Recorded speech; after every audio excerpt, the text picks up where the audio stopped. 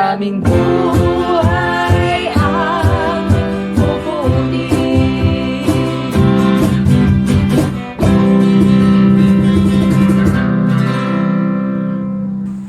Magandang araw po sa inyong lahat, sa ating mga manonood. Welcome sa ating programa. Ako si Dayan Ubaldo at ito ang IPB, kung saan ikaw Pinoy ang bida. IPB, ikaw Pinoy ang bida.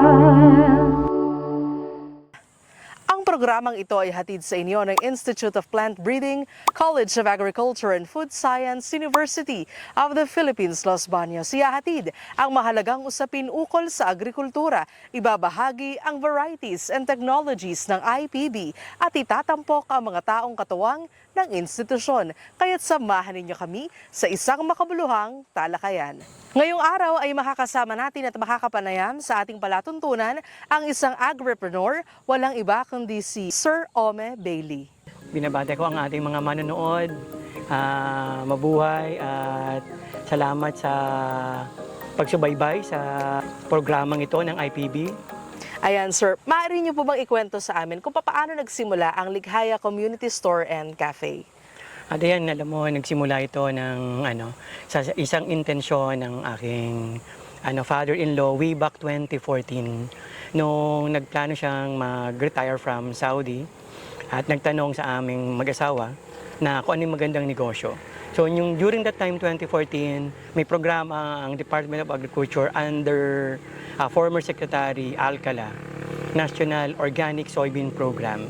So naging interesado ako doon at pinuntahan ko nga yung Institute of Food Science and Technology para mag-request ng isang training ng soy processing.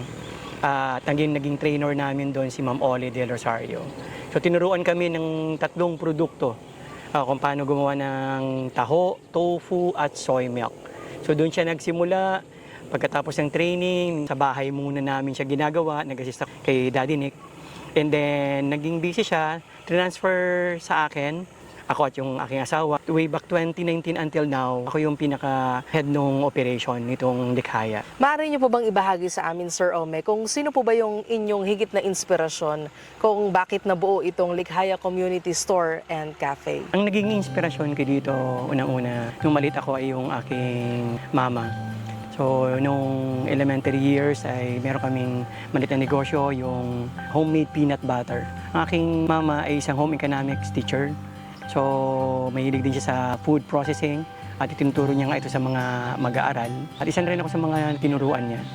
So, habang lumalaki ako, nagkaroon ako ng hilig sa pagninegosyo hanggang mapunta ako dito sa UPLB, gumraduate at napunta sa iba't ibang organisasyon na tuto ng mga skills ng pagninegosyo hanggang ma-apply ko sa sarili naming negosyo dito sa Likhaya Food Products. Bukod dyan, ang inspirasyon ko ay yung pamilyang Pilipino na makapag-offer kami ng masustansyang pagkain na ang raw material ay ang ating local soybeans na yun nga ay dinevelop ng UPLB IPB. Kami ay natutuwa na may na-develop tayo at meron tayong technology bukod sa production pati sa processing. So ito ay kompleto na. Kailangan lang natin siyang i-apply at palaguin pa at i-promote sa buong bansa at mapakinabangan ng ating mga kababayan, lalong-lalo na yung mga nasa kanayunan. Bakit at gaano kahalaga po sa inyo ang pagtatanim ng soybeans? Mahalaga ito, Dayan, kasi unang-unang ang intention talaga namin ng family dito sa business is yung local ang raw materials natin. Ibigyan namin itong halaga, lalong-lalo na yung kanyang features bilang open pollinated variety at non-GMO ang hinahanap ng aming mga customers. Tapos yung hindi paggamit ng mga chemicals during production. Kasi yun ay kumbaga magpapahaba ng ating buhay. Yung pagtatanim nito ay binibigyan naming halaga kasi yun ang pinakapangunahing raw material namin sa aming mga products. So, kailangan accessible at yung affordability din para hindi rin ganun kataas ang presyo namin pag gawa na namin yung taho, tofu, soy milk. So, importante na may nagtatanim nito. Ang raw material na local soybeans ay nanggagaling sa DA Cagayan Valley Research Center. Meron silang taniman doon at meron din silang mga farmer cooperators. So, mula nung nagsimula kami ng 2014, sila ang main supplier namin. Sa katunayan, itong mga nakaraang 2 taon, may nagkaroon ng interest na sa pagtatanim ng soybeans sa aming probinsya sa Kamsur. Mayroon na nga rin nag-harvest at nakapag-supply na rin sa amin. Aming raw material ay Tiwala 6 na variety ng soybeans na dinevelop ng UPLB IPB. Ito ay yung PSB SY2. Ang pinaka-feature niya ay very resilient. Marami ang tatanim nito, lalong-lalo na sa Isabela. Ito ay maganda rin mag-produce ng soy milk na kailangan ng aming produkto. Ang benepisyong hatid ng soybeans ay ito ang nagbibigay protina sa ating katawan for our muscle building. Ito ay itong plant-based protein. So sa mga kababaihan, lalo yung mga nanay na nanganak, so nagre-replenish ng kanilang ng calcium. So may fiber din siya. Ito ay walang kolesterol, talagang maganda sa katawan, masustansya, at nakakapagbigay ng energy sa pang-araw-araw. Ang amin po monthly requirement ay nasa 150 kilograms ng soybeans. At kami po at present ay lumipat sa bagong kitchen sa Barangay Tuntungin, Los Baños, Laguna. Weekly ang aming delivery sa UPLB Techno Hub and One Stop Shop. Ito po ay katabi ng Baker Hall sa loob ng UPLB campus. Meron din po sa canteen ng The Learning Place at meron din doon sa store sa may Raimundo Gate, yung sa Mangray. At meron din pong mga kaibigan na nag-order in Manila. Nakarating na rin po ito sa Kamsur at ginagawa rin pasalubong po ng ibang mga kaibigan pag-uwi nila sa kanilang mga pamilya. Marami na pong narating na mga lugar, Surigao, Visayas. May mga naturuan na rin po ako doon na gumawa ng taho, yung mga farmers doon. So sa Mindanao, nag-promote na rin po ako niyan. May mga nagtatanim na rin doon. Sana nga po marami pa magkaroon ng interest dito sa soy processed products. Ang soya products ng Likaya ay unang-una, ang bestseller ay yung classic chilled taho. Meron ding firm tofu. Soy milk naman ay 3 variants, unsweetened, vanilla at yung choco. Nagluluto din kami ng tofu dish, yung tofu tom yum, fried tofu strips in sweet ginger sauce, tofu mushroom sisig.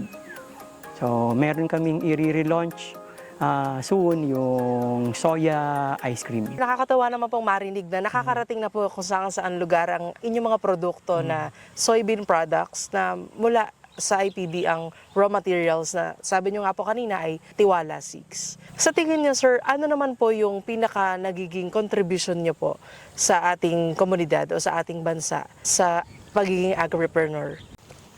Ang nagiging contribution namin bilang isang micro-enterprise ay nakapagbigay kami ng trabaho sa 2 naming staff. Nakakapag-offer din kami ng healthy products sa ating mga kababayan. At napapakinabangan natin ang teknolohiya na dinevelop ng UPLB sa production, pati na rin sa processing. At yung mga pinanggagalingan ng aming raw materials ng galing sa mga farmers ng Isabela ay natutulungan. Nagbibigay din kami ng tulong sa mga pamayanan, lalo sa mga kababaihan para sa kanilang livelihood programs. So, sinishare namin yung aming mga natutunan at nakikipag-partner kami sa kanila para lalong ma-promote ang ganitong livelihood opportunity. Kasi malaki ang potensyal at marami ang pwedeng makinabang, lalong-lalo na yung mga kababayan natin sa kanayunan. Kasi doon nila pwedeng itanim ang soybeans, doon nila pwedeng i-process, at doon na rin nila pwedeng i-market. Sa isang dekada nyo po na pagiging isang agripreneur, ano po yung mga aral na pinakatumatak sa inyo? Ang isang aral na tumatak sa akin ay yung laging nagpapasalamat sa lahat ng pagkakataon. Sa mga suppliers, sa mga tumutulong para sa pag-develop ng produkto, sa staff, siyempre sa pamilya na sumusuporta para patakbuhin ang negosyo at lalong-lalo na rin ang mga customers na tumatangkilik at bibigay suporta hanggang ngayon para lalong magtuloy-tuloy kami sa pagninegosyo. Sabi nyo nga po sir ay laging magpasalamat. Yun ang isa sa aral na inyo natutunan o pinakatumatak sa inyo bilang isang agripreneur. At on behalf of the Institute of Plant Breeding, kami po ay nagpapasalamat sa inyo dahil sa tulong po ng inyong pagnenegosyo o ng inyong business ay bukod sa marami kayong natutulungan ay napapalagana pa po natin ang produksyon ng soybean katulad ng Tiwala 6. Ano po ang pinakamasayang bahagi sa pagiging isang agripreneur? Ang isang pinakamasayang bahagi bilang isang agripreneur ay yung naririnig mo sa mga customers na nagpapasalamat sila at natutuwa sila na makatikim ng mga produkto na gawa sa local soybeans at malaman nila na ito pala ay technology ng UPLB. Maraming salamat po sa inyo Sir Ome sa pagbabahagi ng Likhaya Products at nawa ay marami pa po ang tumangkilik ng inyong mga produkto na gawa sa soybean at isa nga po na variety na ginagamit nyo ay ang Tiwala 6. Ang IPB ay patuloy rin po na ipapalaganap itong mga produkto na mga variety natin para sa sambayan ng Pilipino. Salamat po sa lahat ng tumutok sa ating programa. Sa ating mga manonood, nawa ay may napulot kayong aral sa naging talakayan natin ngayong umaga. Huwag niyo pong kalimutang i-like at i-follow ang official Facebook page ng IPB. Yan ay ang UPLB CAPS Institute of Plant Breeding. At mag-subscribe na sa aming YouTube channel. Muli, ako si Dayan Ubaldo at ito ang IPB, kung saan ikaw Pinoy ang bida. Pag nagtanim ng kaalaman, aanihin ay kaunlaran. Ano naman po ang pangunahin niyo? Ano naman po Sir Omer? Yan. Sir, smile ka po dito.